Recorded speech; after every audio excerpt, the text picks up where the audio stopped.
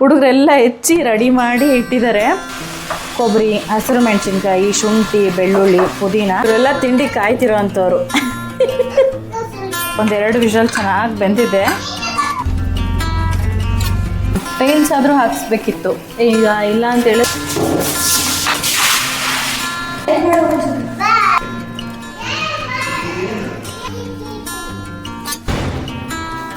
Hello friends, good morning. ಎಲ್ಲರೂ ಹೇಗಿದ್ದೀರಾ? ಎಲ್ಲರೂ ಹ್ಯಾಪಿಯಾಗಿ ಹೆಲ್ತಿಯಾಗಿದ್ದೀರಾ ಅಂತ ಅಂದ್ಕೊಳ್ತೀನಿ. ಇವತ್ತು ಬಂದು ಶನಿವಾರ. ಇನ್ನು ಬೆಳಗ್ಗೆಯಿಂದಲೇ ವ್ಲಾಗ್ನ ಶುರು ಮಾಡ್ಕೊಂಡಿದ್ದೀನಿ. ಇನ್ನು ಬೆಳಗಿನ ತಿಂಡಿಗೆ ಇದೇನದು ಪುದೀನ ಪಲಾವ್ ಮಾಡೋಣ ಅಂತ ಹೇಳ್ಬಿಟ್ಟು ಹೇಳಿದೆ. ಇನ್ನು ಅವ್ರಿಗೆಲ್ಲ ಕೊಟ್ಟಿದ್ದೆ. ಹುಡುಗರೆಲ್ಲ ಹೆಚ್ಚಿ ರೆಡಿ ಮಾಡಿ ಇಟ್ಟಿದ್ದಾರೆ. ಇನ್ನು ಇವತ್ತು ಬಂದು ಅದೇ ಹೇಳಿದ್ನಲ್ವ, ಮನೆ ಒಂದು ಕ್ಲೀನ್ ಮಾಡ್ಕೊಂಡು ಬರಬೇಕು ಆ ಮನೆ ಅಂತ ಹೇಳ್ಬಿಟ್ಟು. ಇನ್ನು ಅಲ್ಲಿಗೆ ಹೋಗಬೇಕು. ಹಾಗಾಗಿ ಸ್ವಲ್ಪ ಎಕ್ಸ್ಟ್ರಾನೇ ಮಾಡೋಣ. ತಿಂಡಿನ ಎಕ್ಸ್ಟ್ರಾ ಮಾಡಿಟ್ಕೊಂಡ್ರೆ ಮಧ್ಯಾಹ್ನಕ್ಕೆ ತೊಗೊಂಡೋಗಿ ಅಲ್ಲೇ ತಿನ್ನೋದಕ್ಕೆ ಬರುತ್ತೆ. ಮತ್ತು ಇಲ್ಲಿಂದ ಒಂದು 2 ಕಿಲೋಮೀಟರ್ಸ್ ದೂರ ಆಗಿಬಿಡುತ್ತೆ. ಮತ್ತು ಹೋಗೋದು ಬರೋದು ಏನಕ್ಕೆ ಅಂತ ಹೇಳ್ಬಿಟ್ಟು ಸ್ವಲ್ಪ ಜಾಸ್ತಿನೇ ಮಾಡೋಣ ಅಂತ ಅಂದ್ಕೊಂಡೆ. ಹಾಗೆ ಲೈಟಾಗಿ ರೆಸಿಪಿ ಹೇಳ್ತೀನಿ, ನೋಡದೇ ಇರೋರಿಗೆ, ಗೊತ್ತಿಲ್ಲದೆ ಇರೋರಿಗೆ. ಮೊದಲು ಸ್ವಲ್ಪ ಒಂದು ಬಾಣಲಿಗೆ, ಒಂದು ಕುಕ್ಕರ್ಗೆ ಎಣ್ಣೆನ ಹಾಕ್ಬಿಟ್ಟು ಚೆನ್ನಾಗಿ ಬಿಸಿ ಮಾಡಿಕೊಂಡು, ಇನ್ನು ಇದಕ್ಕೆ ಡ್ರೈ ಸ್ಪೈಸಸ್ಸು ಹಾಕ್ಬಿಟ್ಟು ಏಲಕ್ಕಿ, ಲವಂಗ, ಚಕ್ಕೆ, ಆಮೇಲೆ ಚಕ್ರ ಮೊಗ್ಗು, ಹಾಗೆ ಪಲಾವ್ ಎಲೆನ ತೊಗೊಂಡಿದ್ದೀನಿ. ಇನ್ನು ಬೇರೆ ಬೇರೆ ಥರದ್ದು ಹಾಕೋದು ಹಾಕ್ತಾರೆ. ಇಷ್ಟ ಆದರೆ ಸಾಕಾಗತ್ತೆ. ಇದನ್ನೆಲ್ಲ ಹಾಕ್ಬಿಟ್ಟು ಚೆನ್ನಾಗಿ ಫ್ರೈ ಮಾಡ್ಕೋಬೇಕು.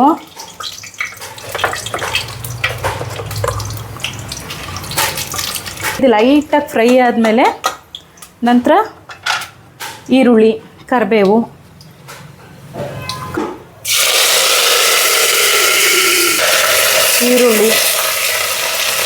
ಆಲೂಗಡ್ಡೆ ಎಲ್ಲ ಒಟ್ಟಿಗೆ ಹಾಕ್ಬಿಡ್ತೀನಿ. ಮತ್ತು ಸಪ್ರೇಟ್ ಏನಿಲ್ಲ. ಇದು ಸ್ವಲ್ಪ ಕ್ಯಾಪ್ಸಿಕಮ್ ಇದೆ, ಕ್ಯಾಪ್ಸಿಕಮ್ಮು, ಹಾಗೆ ಬೀನ್ಸು ಇಷ್ಟನ್ನು ಹಾಕ್ಬಿಟ್ಟು ಚೆನ್ನಾಗಿ ಸ್ವಲ್ಪ ಲೈಟಾಗಿ ಸಾಫ್ಟ್ ಆಗೋವರೆಗೂ ಫ್ರೈ ಮಾಡ್ಕೊಳ್ಬೇಕು. ಇದು ಫ್ರೈ ಆಗ್ತಾ ಇರಲಿ, ಅಷ್ಟರೊಳಗೆ ರುಬ್ಕೊಳ್ಳೋದೇನಿದೆ ಅಲ್ವಾ, ಅದನ್ನು ಮಾಡ್ಕೊಳ್ಳೋಣ. ಇವಾಗ ಒಂದು ಮಿಕ್ಸಿ ಜಾರ್ಗೆ ಇದೆಲ್ಲ ಮಾಡಿಟ್ಕೊಂಡಿದ್ವಲ್ವ, ಕೊಬ್ಬರಿ, ಹಸಿರು ಮೆಣಸಿನ್ಕಾಯಿ, ಶುಂಠಿ, ಬೆಳ್ಳುಳ್ಳಿ, ಪುದೀನ, ಹಾಗೆ ಸ್ವಲ್ಪ ಕೊತ್ತಂಬರಿ ಸೊಪ್ಪು, ಇದಿಷ್ಟನ್ನು ರುಬ್ಕೊಳ್ಬೇಕು. ಮೊದಲು ಕೊಬ್ಬರಿನೇ ಹಾಕ್ಕೊಂಡ್ಬಿಡೋಣ, ಬೇಗ ನುಣ್ಣಗಾಗ್ಬಿಡತ್ತೆ ಕೆಳಗಡೆ. ಕೊಬ್ಬರಿ, ಖಾರಕ್ಕೆ ನೋಡಿಕೊಂಡು ಹಸಿರು ಮೆಣಸಿನ್ಕಾಯಿ ಸೇರಿಸ್ಕೊಂಡ್ರೆ ಒಳ್ಳೆಯದು. ಬಿಸಿ ಇರುವಾಗ ಖಾರ ಅಂತ ಅನಿಸಲ್ಲ, ಸ್ವಲ್ಪ ತಣ್ಣಗಾದ್ಮೇಲೆ ಖಾರ ಅನ್ಸುತ್ತೆ. ಹಾಗಾಗಿ ಸ್ವಲ್ಪ ಶುಂಠಿ, ಬೆಳ್ಳುಳ್ಳಿ,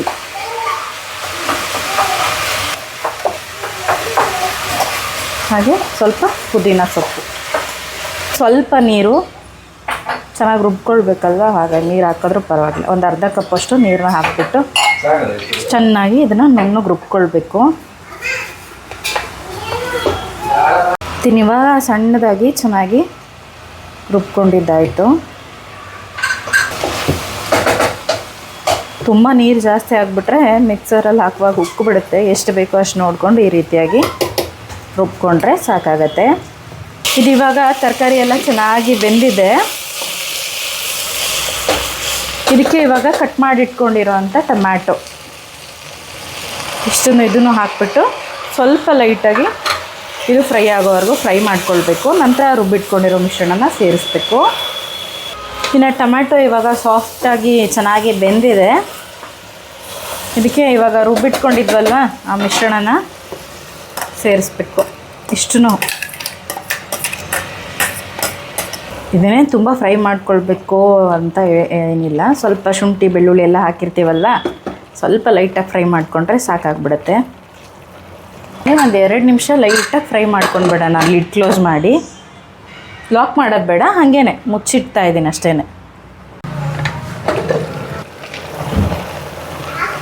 ಇದು ಇವಾಗ ಚೆನ್ನಾಗಿ ಫ್ರೈ ಆಗಿದೆ. ಇದಕ್ಕೆ ಮಸಾಲ ಪೌಡರ್ಗಳು ಏನು ಬೇಕಾದರೂ ಹಾಕ್ಕೊಳ್ಬೋದು. ಧನಿಯಾ ಪೌಡರು ಅಥವಾ ಗರಂ ಮಸಾಲ ಆ ಥರದ್ದು ಏನಾದರೂ ಹಾಕ್ಕೊಳ್ಬೋದು. ನಾನು ಸ್ವಲ್ಪ ಸಿಂಪಲಾಗಿ ಮನೇಲೇ ಮಾಡಿಟ್ಟಿರೋಂಥ ಹೋಮ್ ಮೇಡ್ ಮಸಾಲ ಪೌಡರ್ ಇದೆ, ನಮ್ಮಮ್ಮ ಮಾಡಿಕೊಟ್ಟಿತ್ತು, ಅದನ್ನು ಮಾತ್ರನೇ ಹಾಕ್ತೀನಿ. ಗರಂ ಮಸಾಲ ಮತ್ತು ಬೇರೆ ಥರದ ಮಸಾಲಗಳೇನು ಇದ್ರ ಮುಂದೆ ಅವಶ್ಯಕತೆ ಇರಲ್ಲ, ಸಾಕಾಗುತ್ತೆ ನಮಗೆ. ನೀವು ಜಾಸ್ತಿ ಮಸಾಲೆ ತಿನ್ನೋದಾದರೆ ಇನ್ನೂ ಸ್ವಲ್ಪ ಜಾಸ್ತಿ ಯಾವುದಾದ್ರೂ ಮಸಾಲ ಪೌಡರ್ಸ್ಗಳನ್ನ ಹಾಕ್ಕೊಳ್ಬೋದು. ನಾನಿಲ್ಲಿ ಒಂದು 2 ಸ್ಪೂನಷ್ಟು ಹೋಮ್ ಮೇಡ್ ಮಸಾಲ ಪೌಡರ್ನ ಹಾಕ್ಕೊಳ್ತಾ ಇದ್ದೀನಿ. ಹಾಗೆ ಮಸಾಲ ಪೌಡರ್ಗಳನ್ನ ಸ್ವಲ್ಪ ಲೈಟಾಗಿ ಮಿಕ್ಸ್ ಮಾಡಿಕೊಂಡು ಈಗ ನೆನೆಸಿಟ್ಕೊಂಡಿರೋ ಅಕ್ಕಿ 1 ಗಂಟೆ ನೆನೆಸಿಟ್ಟಿದ್ದೀನಿ. ಈ ಅಕ್ಕಿನ ಹಾಕ್ಬಿಟ್ಟು ನೀರು ಎಷ್ಟು ಬೇಕಾಗುತ್ತೆ, ನಾನೊಂದು 3 ಕಪ್ ಆಗೋಷ್ಟು ಅಕ್ಕಿನ ಹಾಕ್ಕೊಂಡ್ರೆ ಒಂದು 6 ಕಪ್ ಆಗೋಷ್ಟು ಡಬಲ್ ಸೈಜಷ್ಟು ನೀರನ್ನ ಸೇರಿಸ್ಕೊಳ್ತೀನಿ. ಇದಕ್ಕೆ ನೀರು ನೋಡಿಕೊಂಡು ಕುಕ್ಕರೇ ತುಂಬೋಯ್ತಲ್ಲಪ್ಪು, ಸಾಕ್ಬಿಡ ಆಗುತ್ತಲ್ವ. ಇದಕ್ಕೆ ಇನ್ನು ರುಚಿ ನೋಡಿಕೊಂಡು ಎಷ್ಟು ಬೇಕಾಗುತ್ತೋ ಅಷ್ಟು ನಾನು ಈ ಕಲ್ಲುಪ್ಪನ್ನೇ ಹಾಕ್ಕೊಳ್ತಾ ಇದ್ದೀನಿ. ಇಷ್ಟನ್ನು ಹಾಕ್ಬಿಟ್ಟು ಸ್ವಲ್ಪ ಲೈಟಾಗಿ ಮಿಕ್ಸ್ ಮಾಡಿಕೊಂಡು ಇನ್ನು ಸ್ವಲ್ಪ ಲೈಟಾಗಿ ಕುದ್ಮೇಲೆ ಲಿಡ್ ಕ್ಲೋಸ್ ಮಾಡಿದ್ರೂ ಚೆನ್ನಾಗಿರುತ್ತೆ. ಇದು ಕುದಿಯೋಕ್ಕೆ ಬಿಡೋ ಆಗಿಲ್ಲ, ಉಕ್ಕು ಬಿಡುತ್ತೆ ಹೊರಗಡೆ ಎಲ್ಲ ಜಾಸ್ತಿ ಇರೋದ್ರಿಂದ. ಇನ್ನು ಇದನ್ನು ಲಿಡ್ ಕ್ಲೋಸ್ ಮಾಡಿಬಿಟ್ಟು 1-2 ವಿಷಲ್ ಬೇಯಿಸ್ಕೊಳ್ಬೇಕು ಅಷ್ಟೇ.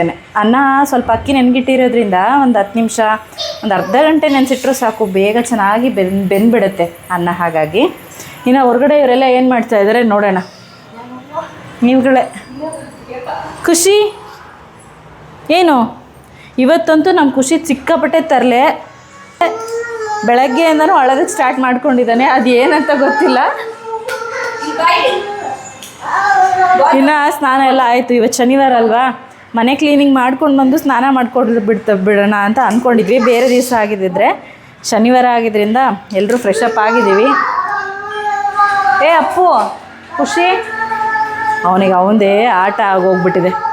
ಇನ್ನು ತಿಂಡಿ ಆದರೆ ತಿಂಡಿ ಮಾಡಿಕೊಂಡು ಇನ್ನು ಸ್ವಲ್ಪ ತಿಂಡಿ ಕಟ್ಕೊಂಡು ಹೋಗ್ಬಿಟ್ಟು ಬಂದು ಕ್ಲೀನ್ ಮಾಡ್ಕೊಂಬರೋಣ ಅಪ್ಪು.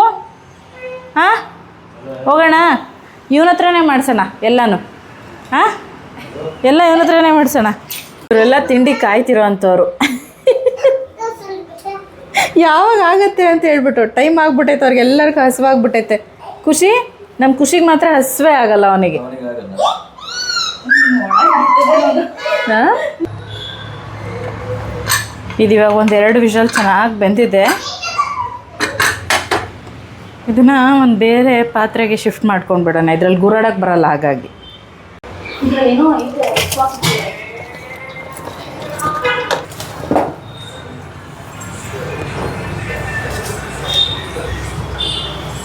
ಇವಾಗ ಬಿಸಿನೇ ಇದೆ, ಆರೋದೇನು ಬೇಡ. ತೊಗೊಂಡೋಗೋದಕ್ಕೆ ಸ್ವಲ್ಪ ತುಂಬಿ ಎತ್ತಿಟ್ಕೊಂಡ್ಬಿಟ್ಟು ಅದಾದಮೇಲೆ ಊಟ ಮಾಡೋದಕ್ಕೆ ಸ್ವಲ್ಪ ನಡೆಯುತ್ತೆ ಇಲ್ಲೇನೆ.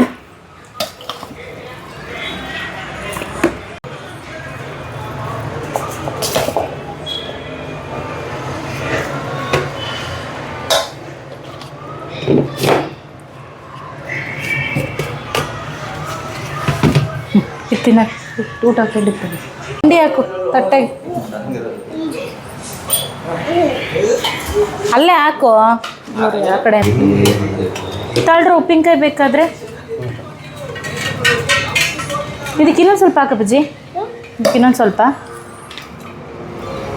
ಹಾಕು. ಹಾಂ ಸಾಕು ಬಿಡು ಸಾಕು. ಅದಕ್ಕೆ ಹೆಂಗಾಯ್ತಪ್ಪಿ ಪಲಾವು?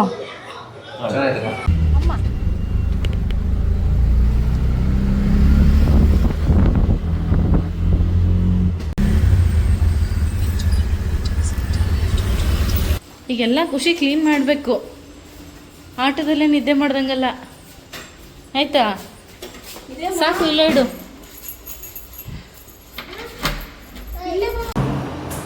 ಅವಳನ್ನ ಯಾಕೋ ಪದೇ ಪದೇ ಲಾಕ್ ಮಾಡ್ತೀಯಾ? ಲಾಕ್ ಓಪನ್ ಆಗ್ತಿಲ್ಲ, ತಪ್ಕೋ.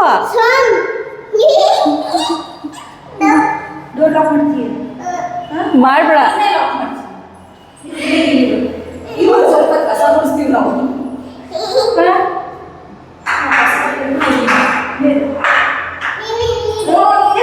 ರೂಮಿಂದೆಲ್ಲ ಸ್ವಲ್ಪ ಎಲ್ಲ ಹೊಡ್ಕೊಂಡ್ವಿ. ಇನ್ನು ಕಿಚನಿಂದಿದೆ ಅಲ್ಲ, ಇದನ್ನೆಲ್ಲ ಸ್ವಲ್ಪ ನೀಟಾಗಿ ಇದನ್ನೆಲ್ಲ ತೆಗ್ದಿಟ್ಬಿಟ್ಟಿದ್ದೀನಿ, ಡ್ರಾಯರ್ಸ್ಗಳನ್ನ ಹೊರಗಡೆ ತೊಳೆಯೋದಕ್ಕೆ ಅಂತ ಇಟ್ಬಿಟ್ಟು.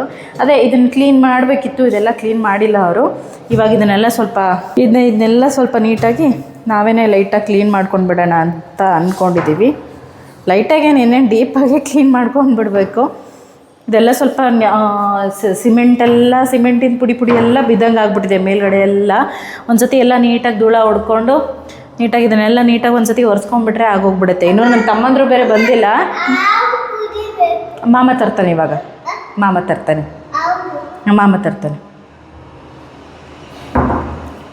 ಇನ್ನು ನೀಟಾಗೆಲ್ಲ ಒಂದು ಸತಿ ಕಸ ಹೊಡ್ಕೊಂಡು ನೆಲ ಒರೆಸ್ಕೊಂಡ್ಬಿಟ್ರೆ ಸ್ವಲ್ಪ ಕಡಿಮೆ ಆಗುತ್ತೆ. ಗಲೀಜಾಗೈತಾ? ಹಾಂ ಇನ್ನು ಇವನ್ನೆಲ್ಲ ತೆಗೆದ್ಬಿಟ್ಟು ಕಿಚನಲ್ಲಿ ಇಟ್ಟಿರೋ ಅಂಥದ್ದು ಇದೆಲ್ಲನೂ ಈ ಹೊರಗಡೆ ಇಟ್ಟಿದ್ದೀನಿ. ಇಲ್ಲೇ ತೊಳೆಯೋದಕ್ಕೆ ಬರುತ್ತೆ, ನಾನು ನಲ್ಲಿ ತರೋದಕ್ಕೆ ಹೇಳಿದ್ದೀನಿ. ನಾಜಲ್ಲು ಪೈಪ್ ಬರುತ್ತಲ್ಲ, ಅಲ್ಲಿ ಕನೆಕ್ಟರ್ ಐತೆ, ನೀರಿನ ಪಾಯಿಂಟ್ ಐತಲ್ಲಿ. ಸೊ ಅಲ್ಲಿಂದ ಕನೆಕ್ಟ್ ಮಾಡ್ಕೊಂಡು ಇಲ್ಲೇ ತೊಳ್ಕೊಬೋದು. ನೀರೆಲ್ಲ ಹೋಗೋ ಥರನೇ ಇದೆ, ಏನು ತೊಂದರೆ ಇಲ್ಲ. ಸಿಂಕು ಚಿಕ್ಕದಾಗಿರೋದ್ರಿಂದ ತೊಳೆಯೋಕ್ಕಷ್ಟು ಸರಿ. ಅಮ್ಮ ಬಿಡೆ, ಅದು ಗಲೀಜಾಗುತ್ತೆ, ಕೈ ಕಾಲ ಮೇಲೆ ಬೀಳಿಸ್ಕೊತೀಯ ನೋಡು. ಮಾಮ ಅಂದ್ರೆ ಬರಲಿ ಇರು ತೊಳೆದ್ಬಿಟ್ಟು ಒಳಗಡೆ ಹಾಕ್ಬಿಟ್ಟು ಇಟ್ಬಿಡೋಣ, ಆಯಿತಾ? ಮೊನ್ನೆ ಬಂದಿದ್ದಕ್ಕಿಂತ ಮೊನ್ನೆ ನೋಡಿದಾಗ ಸ್ವಲ್ಪ ಎಲ್ಲ ಇನ್ನೂ ಜಾಸ್ತಿ ಸಿಮೆಂಟು ಗಲೀಜಾಗ್ಬಿಟ್ಟಿತ್ತು. ಯಾರೋ ಕಸ ಹೊಡೆದು ಕ್ಲೀನ್ ಮಾಡಿದ್ದಾರೆ ಅಂತ ಅನಿಸುತ್ತೆ. ಎಲ್ಲ ಇಟ್ಟಿದ್ದಾರೆ, ಪೊರ್ಕೆ ಬಕೆಟ್ಗಳೆಲ್ಲ ಇಲ್ಲೇ ಇಟ್ಟಿದ್ದಾರೆ. ಇದೆಲ್ಲ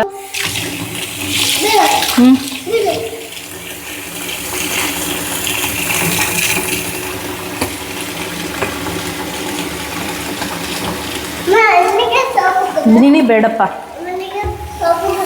ಇನ್ನು ಈ ಕಡೆ ಸೈಡಿಗೆ ಇವರು ಒಂದಿಷ್ಟು ಏನಾದರೂ ಟೈಲ್ಸ್ ಆದರೂ ಹಾಕಿಸ್ಬೇಕಿತ್ತು. ಈಗ ಇಲ್ಲ ಅಂತ ಹೇಳಿದ್ರೆ ಅದು ಚಿಕ್ಕ ಪುಟ್ಟದ್ದು ಜಿಡ್ಡಿಂದು ಪಾತ್ರೆ ತೊಳಿಬೇಕಾದ್ರೆ ಅದೆಲ್ಲ ಸಿಡ್ದೋಗ್ಬಿಡುತ್ತೆ.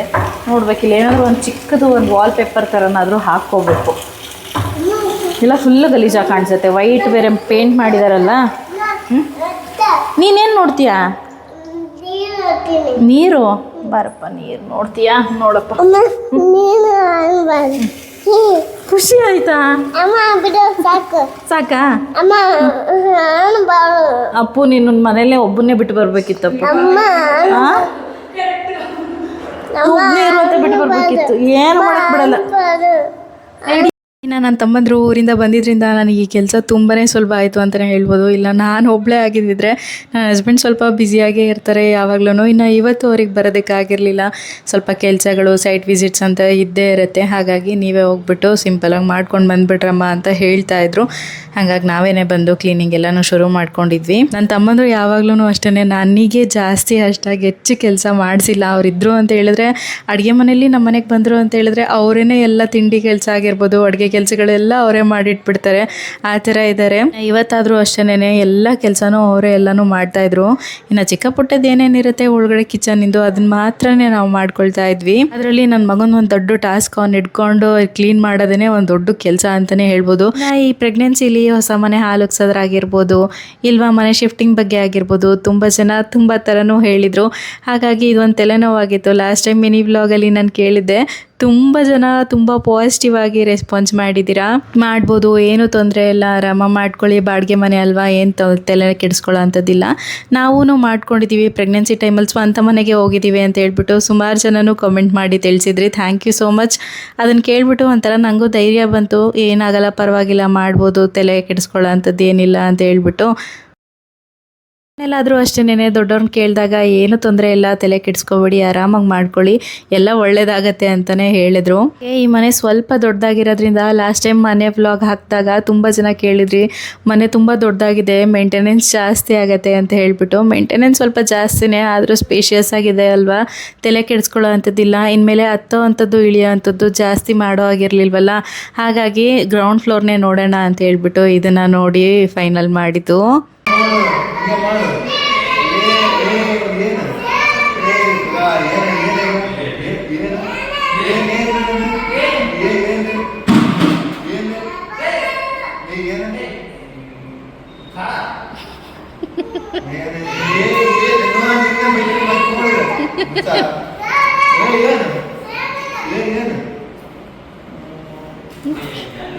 ಯಾಕೋ ಜಗಳ ಆಡ್ತಿದ್ಯಾ ನೀನು?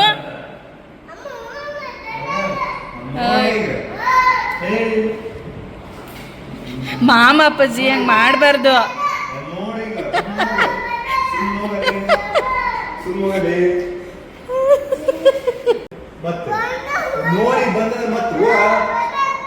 ಅವನು ಅದನ್ನೇ ಹೇಳ್ತಿರೋದು, ಬಂದ್ರೆ ನೋಡು ಅಂತ ಹೇಳ್ತಾವ ನಬಿ, ಬಂದ್ರೆ ನೋಡು ಅಂತವನೆ. ಇರೋದು ಇಷ್ಟಿದಾನೆ, 2 ಅಡಿ, ಬಂದ್ರೆ ನೋಡಂತೆ ಸಾಕು.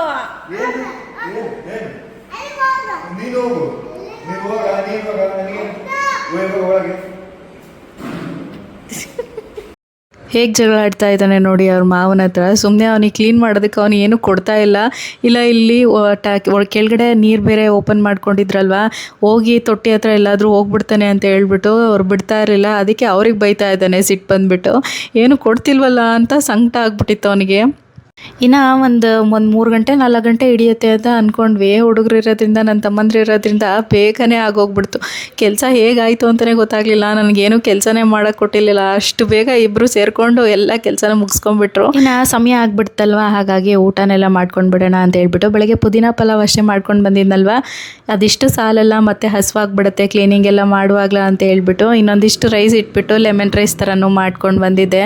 ಹೊಟ್ಟೆ ತುಂಬ ಊಟ ಆದರೆ ಚೆನ್ನಾಗಂತ ಅನಿಸುತ್ತೆ, ಇಲ್ಲ ಅಂತ ಹೇಳಿದ್ರೆ ಸುಸ್ತಾಗ್ಬಿಡುತ್ತೆ ಅಂತ ಹೇಳ್ಬಿಟ್ಟು ಇನ್ನು ಊಟನೆಲ್ಲ ಮುಗಿಸ್ಕೊಂಡು ಇನ್ನೇನಿರಲ್ಲ, ಕಿಟಕಿ ಸ್ವಲ್ಪ ಹಾಗೆ ಕಬೋರ್ಡ್ಗಳನ್ನೆಲ್ಲ ಸ್ವಲ್ಪ ಒರೆಸ್ಕೊಳ್ಬೇಕಾಗಿತ್ತು. ಈಗಲೇ ಏನಕ್ಕೆ ಮಾಡ್ಕೊಳ್ಳೋದು ಅಂತ ಹೇಳಿದ್ರೆ ತಗೊಂಬಂದು ಸಾಮಾನು ಇಟ್ಟೆಲ್ಲ ಶಿಫ್ಟ್ ಮಾಡಿದ್ಮೇಲೆ ಈ ಥರದ್ದೆಲ್ಲ ಕೆಲಸಗಳು ಆಗೋದೇ ಇಲ್ಲ. ಮನೆ ತುಂಬ ಸಾಮಾನು ಆಗಿಬಿಟ್ಟಿರುತ್ತೆ, ಕ್ಲೀನಿಂಗೇ ಸರಿಯಾಗಿ ಆಗೋಲ್ಲ. ಹಾಗಾಗಿ ಮುಂಚೆ ಒಂದ್ಸಲ ಎಲ್ಲ ನೀಟಾಗಿ ಒರೆಸ್ಕೊಂಡ್ಬಿಟ್ರೆ ಸಮಾಧಾನವಾಗಿ ಎಲ್ಲ ಬಟ್ಟೆಗಳನ್ನ ಹಾಗೆ ಎಲ್ಲ ಸಾಮಾನುಗಳನ್ನ ಜೋಡಿಸಿಟ್ಕೊಳ್ಬೋದು ಅಂತ ಹೇಳ್ಬಿಟ್ಟು ಎಲ್ಲನೂ ಮೊದಲೇ ಮಾಡ್ಕೊಂಡು ಬಿಡೋದು. ಅವ್ರು ಏನೇ ಕ್ಲೀನ್ ಮಾಡಿಕೊಟ್ಟಿರ್ತಾರೆ ಅಂತ ಹೇಳಿದ್ರು ನಮ್ಮ ಸಮಾಧಾನಕ್ಕೆ ನಾವು ಒಂದ್ಸಲ ಎಲ್ಲ ಕ್ಲೀನ್ ಮಾಡ್ಕೊಂಡ್ಬಿಟ್ರೆ ಇನ್ನು ಸಾಮಾನೆಲ್ಲ ತೊಗೊಂಡು ಬಂದು ಇಟ್ಕೊಳಕ್ಕೆ ಬರುತ್ತೆ ಅಂತ ಹೇಳ್ಬಿಟ್ಟು ಅಷ್ಟೇನೆ. ಇನ್ನು ಕ್ಲೀನಿಂಗ್ ಎಲ್ಲ ಮುಗೀತು. ಅಲ್ಲೇ ಸ್ವಲ್ಪ ಹೊತ್ತು ರೆಸ್ಟ್ ಮಾಡಿಬಿಟ್ಟು ಆಮೇಲೆ ಮನೆಗೆ ಹೊರಡೋಣ ಅಂತ ಹೇಳ್ಬಿಟ್ಟು ಸ್ವಲ್ಪ ಹೊತ್ತು ರೆಸ್ಟ್ ಮಾಡ್ತಾಯಿದ್ವಿ. ಎಲ್ಲ ಹರಟೆ ಹೊಡ್ಕೊಂಡು ಮಾತಾಡ್ಕೊಂಡು ಕೂತ್ಕೊಂಡಿದ್ವಿ. ಇನ್ನು ಖುಷಿಗೆ ಹುಡುಗರು ಅಂದರೆ ಸ್ವಲ್ಪ ಜಾಸ್ತಿ ಇಷ್ಟ. ಹುಡುಗಿರ್ಗಿಂತನೂ ಹುಡುಗರ ಜೊತೆ ಸ್ವಲ್ಪ ಮಿಂಗಲ್ ಆಗೋದು ಜಾಸ್ತಿ. ಅವನು ಚಿಕ್ಕ ವಯಸ್ಸಿದ್ದನು ಈ ಥರ ಮಾವಂದರೆ ಜಾಸ್ತಿ ಇರೋದ್ರಿಂದ ಅವನಿಗೆ ಇದೇ ರೀತಿಯಾಗಿ ಹುಡುಗರ ಜೊತೆ ಸ್ವಲ್ಪ ಬಾಂಡಿಂಗ್ ಜಾಸ್ತಿ ಅವನಿಗೆ. ಇನ್ನು ಕ್ಲೀನಿಂಗ್ ಎಲ್ಲ ಮುಗೀತು. ಇನ್ನೇನಿದ್ರು ಮನೆಗೆ ಹೊರಡೋ ಅಂಥ ಸಮಯ.